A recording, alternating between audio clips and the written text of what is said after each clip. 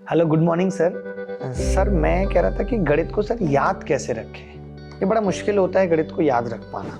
गणित को अगर याद रखना है तो आप जितने ज़्यादा सवाल लगाओगे, जितनी ज़्यादा आप चीज़ों को नोट करोगे समझ समझ के। होता क्या है ना कि हम गणित को बाकी के सब्जेक्ट्स की तरह नहीं लेते।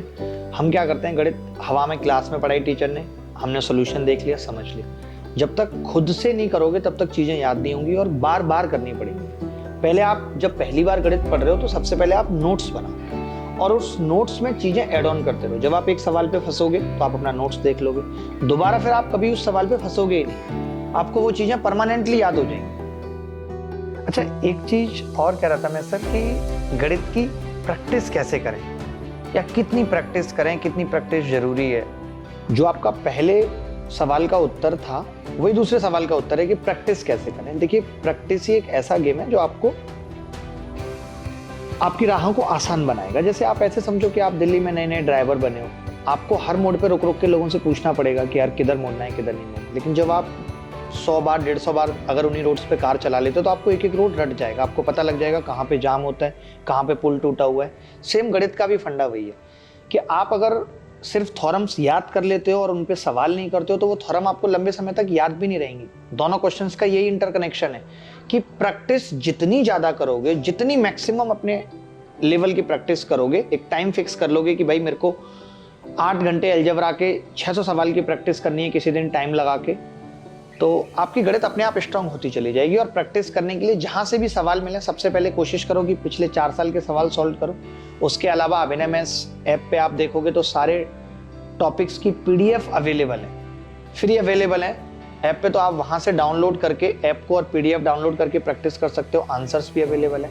आपको एडवांस मैथ्स में दिक्कत है तो आप एडवांस मैथ्स की कंप्लीट बुक वहां से डाउनलोड कर सकते हो। आपने देखा भी होगा कितने सारे टॉपर्स उस बुक को रिकमेंड करते हैं, ये छोटी बात नहीं है। आप देख सकते हो टॉपर्स के इंटरव्यू की प्ले विद एडवांस मैथ्स से उन्होंने पढ़ा, तो वो पूरी की पूरी बुक फ्री अवेलेबल है, हिंदी इंग्लिश दोनों। Okay, thank you sir.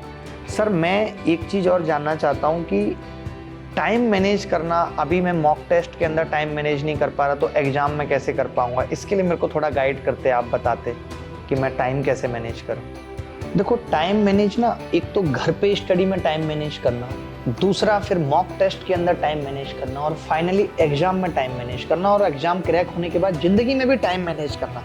Time manage एक बहुत बड़ा मुद्दा है। आप देखेंगे आज से 50 साल पहले किसी को भी टाइम मैनेज नहीं करना पड़ता था, जबकि साधन भी नहीं थे। पहले चूल्हे पे खाना बनता था, फ्लाइट्स नहीं थी, हर काम मैनुअली होता था, तब भी लोगों के पास टाइम बच जाता था। आज आप जैसे बता रहे हैं हर कोई बिजी है, विदाउट एनी वर्क, कोई काम नहीं। क्यों? क्योंकि जो सुख सुविधाएं हमारे जीवन में ना, हम उनका दुरुपयोग शुरू कर देते हैं। हम दोस्तों के साथ घूमना फिरना, मेट्रो सिटी में आ गए, चलो ताजमहल देखाते हैं, चलो लाल किला देखाते हैं, चलो ये मूवी देखाते हैं। हम अपने टाइम को किल करते हैं, इसीलिए आज टाइम कम है। वरना ऐसा नहीं है कि टाइम कम है, सबके पास वही 24 घंटे हैं। सब उसी 24 घंटे में कोई आईएएस भी बन रहा है, कोई एसएससी एग्जाम में भी टॉप कर रहा है, कोई पढ़ा के भी अपने आप को ऊपर ले जा रहा है, कोई अडानी भी बन रहा है, कोई अंबानी भी बन रहा है उसी टाइम में। बात है टाइम को यूटिलाइज करने की, और वो तभी होगा जब आप टाइम की एक खाता बुक रखेंगे। जैसे आपके घर से 6000 रुपये आता है, आप उसका हिसाब रखते हैं, लेकिन आपको टाइम जो 24 घंटे भगवान ने दिया है, जो कि फिक्स है, सबको बराबर मिला है, उसका हम हिसाब नहीं रखते। कि आज जब रात को 10 बजे सोएं तो ये सोचें कि मैंने पूरे दिन में अपने समय का कितना सही इस्तेमाल किया। पता चलेगा आज मैंने 2 घंटे खराब कर दिए थे, लेकिन अब मैं कल नहीं करूंगा। या अगर कल भी 1 घंटा हो गया तो अगले दिन से मेरी कोशिश होगी कि मैं 1 घंटा भी अपना खराब नहीं करूंगा, क्योंकि वक्त है तो सब कुछ है, वक्त से कीमती कुछ नहीं है।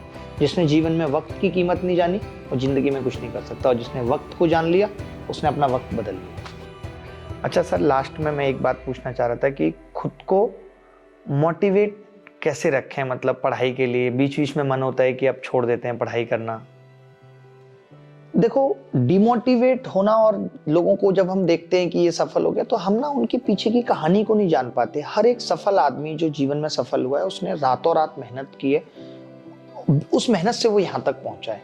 और मोटिवेशन के लिए मैं तो कहता हूँ कहीं जाने की जरूरत नहीं है। आप अपने घर में ही देखेंगे माँ बाप की जो हालत है, माँ बाप ये सपने जो देखते हैं, उन्होंने बचपन से आपको पाला है कि पिताजी कैसे अपनी पत्नी के, यानी कि आपकी माँ के सपनों को मार मार के आपको यहाँ तक पहुंचाया। आज वो 6000 रुपये भी अगर आपको भेज रहे हैं तो कितनी मुश्किल से वो भेज रहे हैं, बच्चा ये जानता नहीं है। मैं माँ बाप से भी ये कहना चाहूंगा यहाँ पे कि आप ये बच्चे को जनवाइए, कि कितनी मुश्किलों से आप उसे पढ़ा रहे हो, कैसे आप उसे एक एक रुपया जोड़ के दे रहे हो।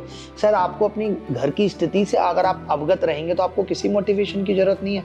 छोटे भाई बहन ये आपसे उम्मीद कर रहे हैं कि अब भैया का रिजल्ट में नाम आएगा, अब भैया की रोल नंबर दिखेगा PDF में, वो भी खुश हो जाएंगे। उनके भी छोटे सपने हैं कि आप बहन को 10,000 का मोबाइल दें।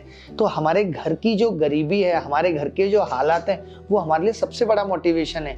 अगर हम आज ये सोच लें कि आगे 2 साल बाद जब पिताजी के पास भी 6,000 रुपए देने को नहीं होंगे, तब मैं अपने जीवन को कैसे चलाऊंगा।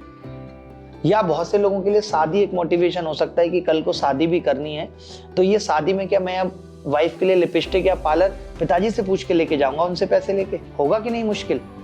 तो ये चीज एक बहुत बड़ी मोटिवेशन है हमें कि अगर हम ये सब बातें सोचते हैं तो फिर हमें किसी और बाहरी मोटिवेशन की जरूरत नहीं पड़ेगी। वरना मोटिवेशन तो इतना घूम रहा है, आप YouTube खोलेंगे, करते रहिए दिन रात कंज्यूम कंटेंट, तमाम मोटिवेशन बड़ा पड़ा है। शॉर्ट्स देखिए, मोटिवेशन देख देख के लोग डिमोटिवेट हो रहे हैं, इतना कंटेंट है। आप बताइए पूरे दिन 24 घंटे में सिर्फ मोटिवेशन देखूं, करूं कुछ भी नहीं। तो बात करने से बनेगी, जैसे बाबा रामदेव कहते हैं कि भैया करने से होगा, और उन्होंने करके दिखाया भी है, कहाँ पहुंच गए। सर एक चीज और सर परेशान करती है पढ़ाई के दौरान कि मोबाइल से जो डिस्ट्रैक्शन हो रहा है उसे कैसे रोकें, वो बहुत मुश्किल होता है। हम जब सेल्फ स्टडी करते हैं, आज ऑनलाइन क्लासेस हैं, पूरे दिन मोबाइल हमें यूज करना है, हम ये भी नहीं कि मोबाइल को छोड़ सकते हैं। तो कैसे सर अपने आप को ये बचाएं कि हम क्लासेस के अलावा अपना समय और चीज़ों में ना लगाएं। आपने एक बड़ी अच्छी बात पूछी कि आजकल ऑनलाइन एजुकेशन का दौर है कि आप अभिनव ऐप से पढ़ रहे हैं, तो आपको मोबाइल के बिना तो काम नहीं चल सकता। लेकिन मोबाइल के दुरुपयोग से बचना कैसे। जैसे मोबाइल के दुरुपयोग से क्या है कि हमें फेसबुक डिस्ट्रैक्ट करता है, हमें इंस्टाग्राम डिस्ट्रैक्ट करता है, हमें व्हाट्सएप डिस्ट्रैक्ट करता है। हम पढ़ रहे हैं, बीच में नोटिफिकेशन आ गया। तो इसका सबसे आसान तरीका तो ये है कि हम ये सोचते हैं कि व्हाट्सएप पे कब कोई अर्जेंट काम आ जाए, तो इतने कोई तुम VIP नहीं हो, कोई तुम्हारे बिजनेस नहीं चल रही कि तुमने किसी चीज़ का रिप्लाई थोड़ी देर से कर दिया तो फर्क पड़ जाएगा। तो हम इन चीज़ों के जो नोटिफिकेशन है उन्हें ऑफ कर सकते हैं। सबसे सही तरीका है कि उन नोटिफिकेशन को हम ऑफ कर सकते हैं, ताकि पढ़ाई के बीच में नोटिफिकेशन, जैसे आज मैं आपको बता देता हूँ अपनी हालत। मेरे को ये पता है कि मेरी YouTube की क्लास है A to Z क्वांट की, 9 बजे से अब 7 बज गए ये सब मोबाइल देखते देखते। मुझे लगता है अब 2 घंटे में कंटेंट नहीं बनेगा। पीछे एक बच्चा खड़ा, प्लस उसको भी ये बात पता है। पता मैं क्या करता हूँ, 2 घंटे के लिए मैं मोबाइल डेटा ऑफ कर देता हूँ। मुझे पता है कि कंटेंट बनेगा ही नहीं, बार बार मोबाइल पे मैसेज आएंगे, देखना पड़ेगा। तो ये सबसे सही तरीका है कि हम नोटिफिकेशन ऑफ कर लें।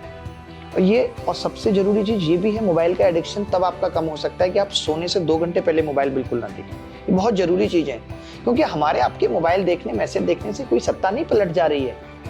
तो मोबाइल का अगर दुरुपयोग कम करना है तो सबसे सही तरीका कि भैया इंस्टाग्राम अनइंस्टॉल कर सकते हो, कोई जरूरत नहीं है। हर आदमी आपसे क्या कहेगा, इंस्टाग्राम पे मुझे फॉलो कर लो। आप कब तक दूसरों का कंधा बनते रहोगे, कभी अपने लिए भी कंधा क्रिएट करो, नहीं तो आपको कंधा देने वाला कोई नहीं होगा अगर जीवन में कुछ नहीं करा तो यही सब बात है, मिलते रहेंगे, बाकी आपसे बात होती रहेगी। बहुत अच्छा लगा आपसे बात करके और बहुत ही मजा आया।